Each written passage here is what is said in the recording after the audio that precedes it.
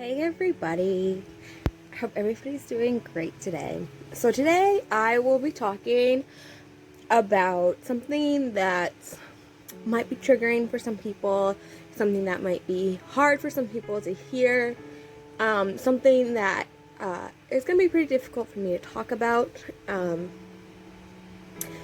So if you guys, most of you probably don't know, that my husband and I currently just went through a miscarriage. And this isn't our first miscarriage. This is actually our second miscarriage. Our first miscarriage was about 3 years ago? 4 years ago. It was 4 years ago. It was in 2017, April of 2017. And it was very early miscarriage. They classified it a chemical, but it was borderline. It was at 4 weeks and 4 days. So that one wasn't as hard as this one, but it was still upsetting. It was still, once you find out that you're pregnant, once you get that positive pregnancy test, you kind of start picturing like this whole future. So at that point, we had just had our oldest. Well, didn't just have him, but we had just him, and we were trying for baby number 2. And so, like, in your mind, as soon as you find out, you think, oh, here's this baby, we're gonna have baby number 2, we're gonna have 2 babies. Like, you kind of just start planning out your future and what it's gonna be like. And then once you find out you're having a miscarriage, it just kind of crashes. And like this future that you had planned is just gone. And it's just, I don't want to say traumatizing, but it's just shocking. It's like, it's just not something that you expect. And so this time around, I feel like it's different this time. It wasn't out of the blue. Like the first time it was, I started bleeding and that was it. Whereas this time around, there was a lot that led up to it. And I'm going to get into all that. But, so by the time we found out that we actually had the miscarriage, it wasn't a surprise. It wasn't shocking. It wasn't really a surprise at this point. So let me start from the very beginning. So if you see me reading off of a little notebook, I just have the facts or the information, the dates and stuff, so that way I remember all of it, because there's a lot of numbers and just a lot of stuff for me to try to remember. So we got our first positive pregnancy test on January 28th, 2021. It was 9-ish DPO, and we had been trying. This was our 7th month of trying, which in and of itself was kind of, just a stress. And I know a lot of people go years trying, so it's not like, a long time or anything, but for us it was. With our oldest, it took us 3 months of trying. With our second baby, which was a miscarriage, it was also 3 months of trying. And then to get my youngest child after the miscarriage, it was 2 months. So, not that long. Well, to get this baby, it was 7 months, which is double anything that's ever taken us at this point. And so we finally got our positive on January 28th. And at that point, I think I was exactly 3 weeks, which is ridiculously early. But that's just something that I do. I always test, like when we're trying, I always test super early. And by the time my missed period would be, I probably already known for a while, or I known that it's not going to be, that I was going to get my period and that there was no baby. We were very excited. It was a little bit of a shock, because at this point we were used to seeing negatives. 7 months of seeing negatives. At this point we were used to it. And so to finally get that positive, we were so excited and so shocked. But it was just exciting. And so everything was going good. The first kind of sign to me that there was something wrong or something not going right. It was when I had my chemical pregnancy or my early miscarriage last time. The test never got dark. Like super, super dark. They never got there. They just kind of like slowly got darker, and then they kind of just fizzled out. And so this time around, it was very similar. So it took the test forever to get dark. They kind of just went up and took their time and went up super slowly. And like on the first response test, I didn't get a dye stealer, which is when the test line is darker than the control line. I didn't get that until I was 5 weeks. Now with my 2 boys, my 2 alive, healthy boys, I got that dye stealer by the time my period was due. So to have it go a whole nother week without getting the dye stealer, that was a red flag for me. That was a warning sign to me. But at the same time, I felt better because I was still pregnant. The lines were still getting darker at this point, So to me, it was okay because the lines were still getting darker. Whereas with my other miscarriage, at 5 weeks, I had already miscarried. So I felt better. I was like, okay, we made it past the danger zone in my mind. And, we're doing good. And so we were doing good for a while. Everything was smooth sailing. I was getting symptoms. I was getting nausea. I never threw up, but I was getting nausea. I was getting heartburn. My boobs felt like they were going to fall off. Like, I was getting all the symptoms of a pregnant person, of somebody who, was going to have a baby. And so I thought we were doing great. And then on February 24th, 2021, at 6 weeks and 6 days, I started spotting. And of course this freaked me out because that's how my last miscarriage started. It started with spotting, and then the next day it was a full-blown miscarriage. So I freaked out a little bit. And the spotting, like TMI, obviously this whole video is going to be TMI. Now, the spotting, it started out with just when I wiped. And it was like my cervical discharge had a pink tint to it. And that was it. But it was all day long. So finally, at the end of the day, I called my doctor and I said, hey, I've had this all day. I'm not sure what it is. What should I do? And now my blood type is A negative. So I have to have RhoGAM shots and the whole 9 yards anytime I have a baby or any bleeding during pregnancy or anything. So she said, since you're A negative, come in, get a RhoGAM shot, and we'll test your HCG. So I went in the next day on February 25th, 2021, at 7 weeks even, and I got my RhoGAM shot, and I got my first HCG. Now, I had looked up HCG before I went in, and, there's a wide range, so it can be anywhere from, 6,000 up to, 100,000 at this point. And so for me, I told my husband, I was like, if I get this back, and, it's in, the 60,000, 70,000, I'm going to be happy, and I'm going to feel good. Well, when I got it back, it was 13,603. So, not on, the super low end, in the 6,000, 7,000s.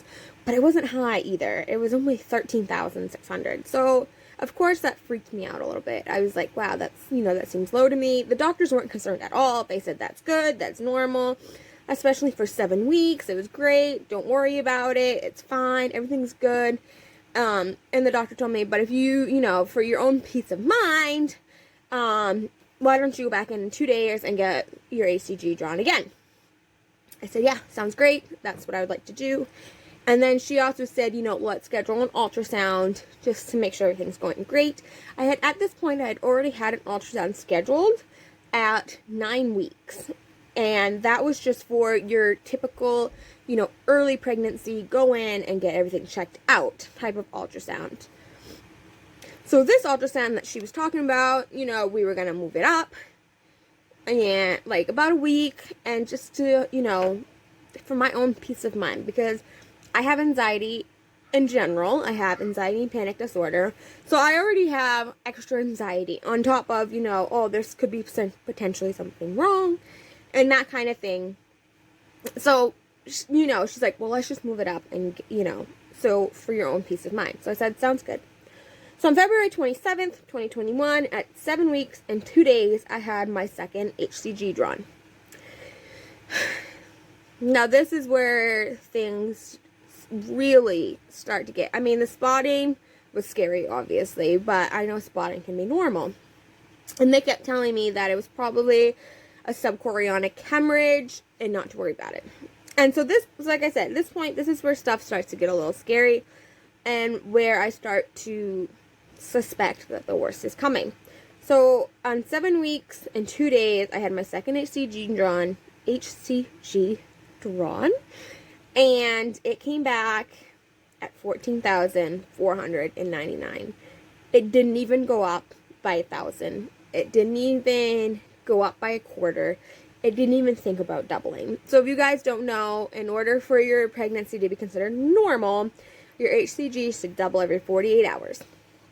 And that's just kind of the rule of thumb. Obviously, it can change, based on the people. It can fluctuate. But the rule of thumb is double every 48 hours. And that didn't even do anything. That was just a blip. That just went up like this much. It barely moved. And of course my doctors were like, oh, that's fine. Up is up. It went up, it's progressing. Up is up. But in my mind, that's nothing. That's barely anything. And so at this point, that's when I really started to worry. That's when I'm like, no, there's something wrong. It didn't even move. But of course I tried to justify it in my mind, being like, oh, well, like they said, up is up. And I looked up online, and it said, not everybody, progresses the normal way. Some people, 15% of people, I think it said, can have HCG that doesn't go up normal. So I was like, well, maybe I'm just at 15%. Maybe everything is normal, and it's just, I'm at 15%, and it's gonna be fine. It's gonna be fine. And so I just try to justify it in my mind. Everything's fine. Everything's fine. And obviously, everything wasn't fine. So at this point, we just had to wait. We had to wait for, I think, this was a Saturday that I found that out. And my ultrasound was scheduled for Tuesday. So we had to get through the weekend. We had to get through Monday and most of Tuesday before we could find out, how our baby was doing. So we had the ultrasound. And I was super nervous. My anxiety was going crazy. I was just super scared, super nervous. I was quite honestly prepared for the worst at that point. And we went in, and the ultrasound wasn't normal, but it wasn't bad either. So this is a picture of our little baby. There is a heartbeat, as you can see in this ultrasound,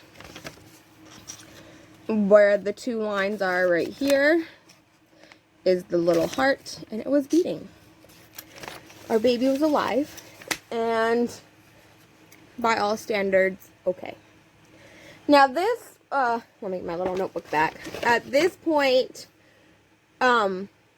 it was March 3rd, 2021, and we were supposed to be 7 weeks and 5 days.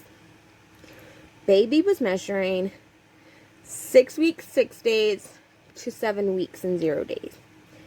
So it was measuring right where we got that first HCG done. It was measuring the same amount of weeks as when I first started spotting.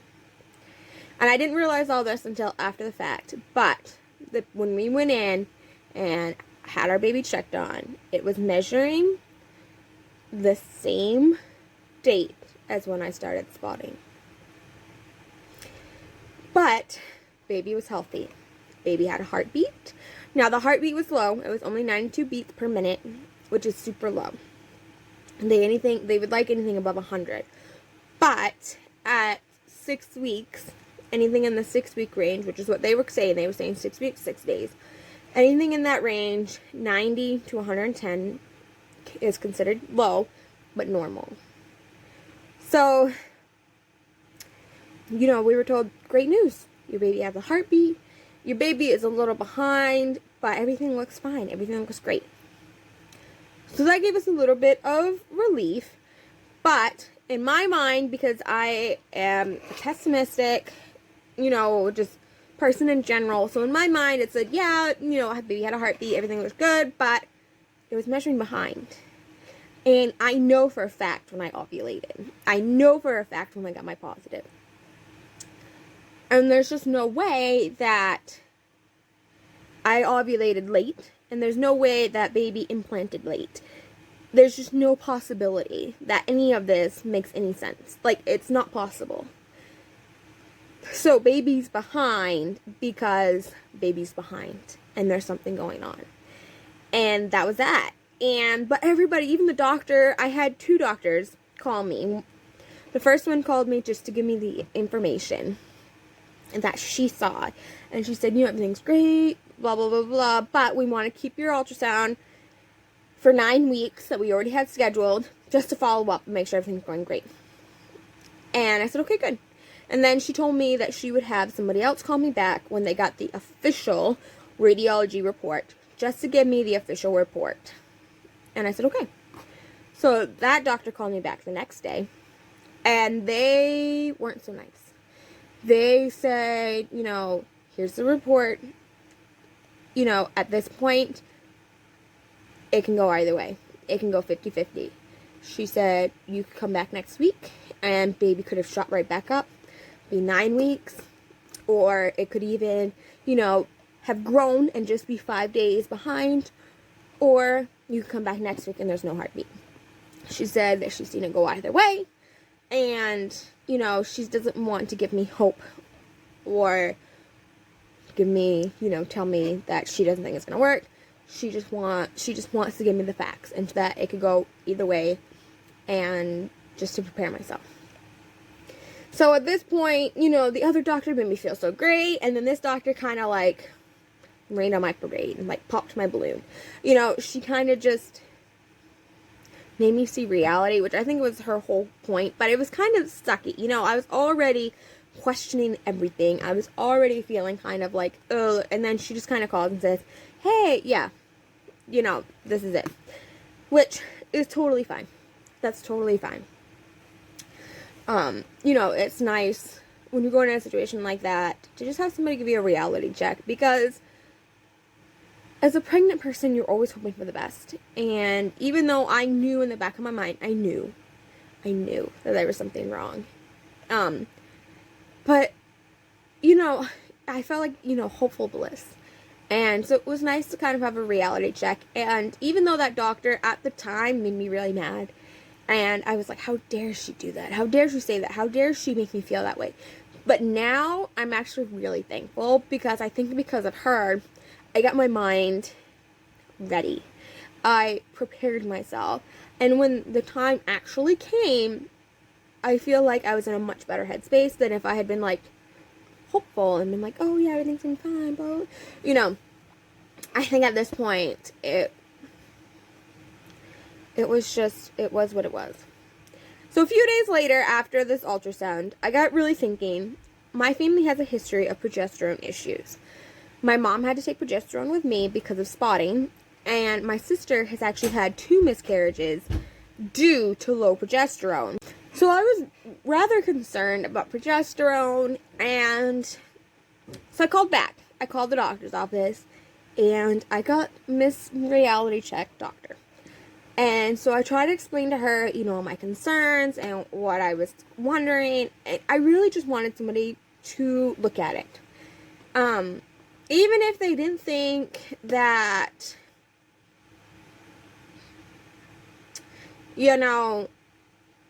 that it was anything, that was the problem, that was something that needed to be looked at. I just wanted somebody to take my concerns and validate them and be like, yeah, sure, we'll test it or whatever. And I had to fight this doctor. She said she doesn't believe in progesterone.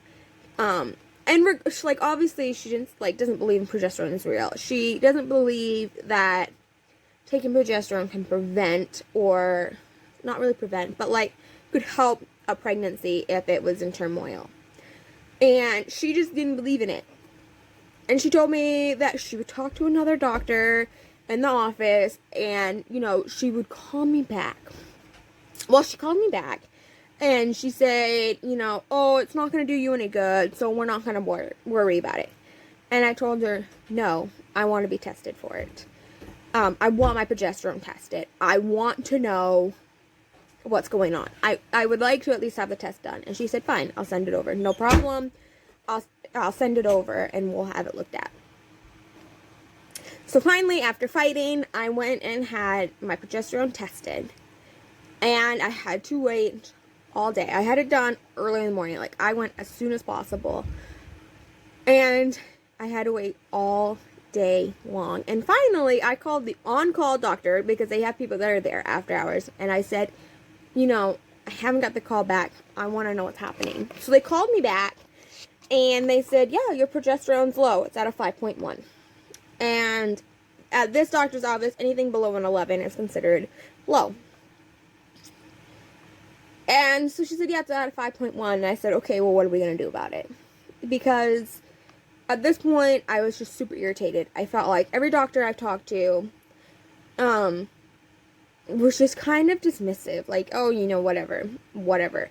And I just felt like I wasn't being heard. I understand that if a miscarriage was going to happen, it was going to happen, and there was nothing I could do to stop it. But if I was going to have a miscarriage because my progesterone was low, and no doctor took me serious about it, and I had a miscarriage just for that reason, I would be devastated. And so I was super irritated that nobody was listening to me, nobody was taking me serious, and I was just getting pushed around. And so this doctor's like, so this is a different one than Miss Reality Check. And so this doctor's like, you know what? It won't hurt either way. I'll prescribe you some progesterone. Great. Sounds good. So this was Friday, March 5th or so. And so I had my ultrasound scheduled for the following Thursday. So 1 week from then.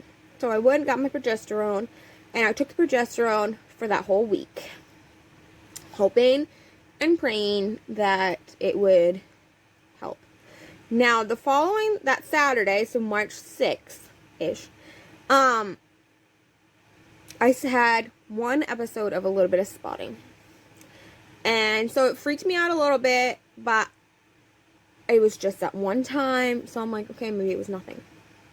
Looking back now, I'm pretty sure it was something, but I'll get into that. So I take the progesterone the whole week, and everything's fine. My symptoms are not getting worse, but they're not getting, lighter. They're the same. Everything's going good. In my opinion, everything's fine. So we get to our ultrasound.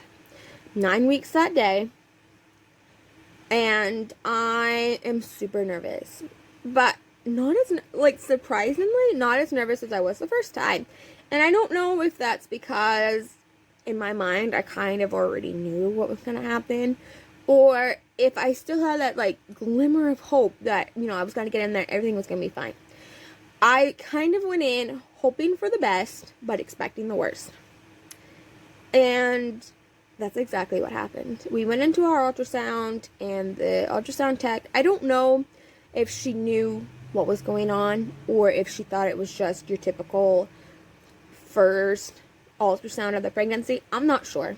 But we went in, and as soon as she put the wand on and showed the sac, I knew I knew it was done. There was no, on the first ultrasound, as you saw, there was a sac, and there was a baby inside, and a yolk sac, and the whole 9 yards, and this was just dark. There was just, you saw the yolk sac, and then you could see some white, didn't even look like a baby anymore at this point, and just like some white matter. I think it's because there was blood on there, and it was covering the baby, and that's why you couldn't really see anything. So I could just tell right away that it was done. And so the lady, you know, she was trying to be optimistic, and she's like, oh, here's a yolk sac, and there's a fetal pole, and as soon as she said fetal pole, of course I knew, because last time it was a baby, like there was something there, and now there's a fetal pole, which brings it back. And so I'm like, but there's no heartbeat, right? And she's like, no, I'm sorry, there's not. And I started crying, and I feel really bad, because for the most part, this miscarriage, I haven't really cried. Like, the first miscarriage we had, I cried for days. For days, I cried. But for this miscarriage, I've been relatively, I don't want to say emotionless, because I'm not. But I feel like I've had my emotions very in check this whole time. Like, I'm been very realistic. And so, as soon as she told me, you know, I'm sorry, I just broke down. And I feel so bad for that ultrasound tech. Because, you know, I honestly don't think she knew. I don't think she knew what she was going into. And I don't think she knew that we had any inkling that there was something wrong. So I think in her mind, like, she's giving me the news, like, oh, you know, you're 9 weeks pregnant and there's no baby. Like, I think she, like, thought she was delivering the blow, when she really wasn't. She was just confirming what we already knew. So I feel really bad for her. And, you know, so she was actually really good. She's like, I'm so sorry. She, like, instantly shut the ultrasound off. And, you know, she's like, well, let me go ask if we can put you in a room, because I don't want to send you back out to the waiting room. And because I had a doctor's appointment right after I had the ultrasound, and then a doctor's appointment right after. But the actual doctor's appointment wasn't for another, like, half hour. And she's like, oh, I don't really want to send you out to the waiting room. She's like, let me go find you a room. So she leaves, and, you know, I get cleaned up and get dressed again. And then my husband and I just kind of stand in there and cry. And, you know, like I said, at this point, we kind of knew what to expect. But it was still hard to hear that, you know, you were hoping for the best, but the worst happened. And so we kind of just stood there and cried, and, you know, gathered our thoughts and gathered our feelings. And so finally a nurse comes in, and she's like, well, let me bring you to a room. And I'm a person, I don't like to cry in front of people. I have a really hard time with that. And, like, even when I was in labor, I, like, felt like I did really good, because I didn't want to show that I was in pain, which is so weird. Like, I'm just not that kind of person. And so I like, put a smile on. Like, they probably thought I was a crazy person, to be honest. And, like, pretend like there was nothing wrong. And they, like, took my weight. And, you know, they took my blood pressure. And they did, like, all the pre-appointment stuff. And I don't know if the nurse just didn't know. She would have to have known. I would assume she would have to have known. But she acted like there was nothing wrong. And that really irritated me. Like, you had to know that we just found out our baby's dead. Like, you have to know. And just to pretend like there's nothing wrong. She didn't even say, I'm sorry. She didn't even anything. She just acted like there was nothing wrong. And that really irritated me. And so we sat in that room for probably about another 20 minutes before the doctor came in, which, to be expected. You know, she has other patients, and she wasn't supposed to see us until a certain time. So it was totally be expected. But that was the longest 20 minutes. I just wanted to leave. I just wanted to go grieve and, you know, and be by myself. I didn't want to be in that doctor's office anymore. I didn't want to be there. I just wanted to go and to leave. And finally she comes in, and this is the doctor that prescribed me the progesterone. She's the only one that really listened. So she, you know, she comes in and she's like, I'm so sorry. I was really rooting for you guys. I was really hoping that this would turn around. And she's like, you know, and then she gave us our options. And I'm going to make a whole separate video about what actually happened from here on out. But that is my miscarriage story all the way up. From the very beginning, from our first positive to when we found out that our baby no longer had a heartbeat. It was a very stressful 2 months. Pretty much. January 28th to March 15th. Well, I'm on my phone, so I can't look. But, you know, like, the 12th, somewhere around there. So, almost 2 months. It was very stressful 2 months, and I really hope I never have to go through it again. To be honest, you know, second miscarriage, at this point we're at a 50-50 shot. We have 2 live healthy children, and we've had 2 miscarriages. And so it's just really scary, and it's really hard, and I don't know where to go from here. We're going to keep trying to conceive, and I'm going to bring you guys along on that journey, of hopefully not heartbreak, hopefully getting a baby this time to bring home. This is our last baby. This is the baby that's going to complete our family, and you know, I just want them here. And to have struggled this much so far is really disheartening, and it's really discouraging, and it's really hard. You know, 7 months, which is longer than we've ever had to try before, and then just to finally get that positive, and then to have a miscarriage at, you know, 9 weeks. Even though, oh, I forgot to add, the baby, when we went in and had the ultrasound done at 9 weeks, the baby had died the same day we had the ultrasound done. The baby was measuring 6 weeks and 6 days. So they had died the same day that we had the ultrasound done. So we literally, like, saw the last chance of seeing our baby alive, and that was that ultrasound. That was this ultrasound. I'm so incredibly thankful to have these pictures, because our first miscarriage, we obviously never had pictures done. So I'm so incredibly grateful to have these pictures of our baby, and to be able to look at them and be able to talk about them. One of the ways that I grieve is I like to give the baby a name so we can talk about them. Our first miscarriage is Lennox, and this baby is Asa. And so, you know, it's just hard. And so I love to have little pictures of little baby Asa when they were alive and healthy. And, you know, and it's just nice to have pictures, because we never had that last time. And so it's nice to be able to have something to look at. So yeah, so off to trying to conceive right now. Like I said, I'll talk about this more in my next video, but right now I am 5 days out from having my miscarriage. I would be 10 weeks and 5 days. Obviously nothing anymore, because I've had the miscarriage. But I would be that.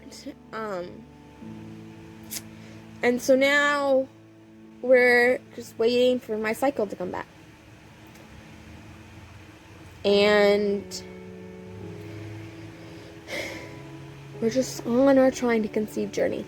So that is where I'm going to leave this video. I will make my next video. We'll be talking about how the actual miscarrying part of this journey went, and the whole emotion behind all that in and of itself. But yeah, that's where we are. That's how it is, and this is where we are, and that was what happened. So I will talk to you guys in the next video, and I'll see you guys all later. Bye.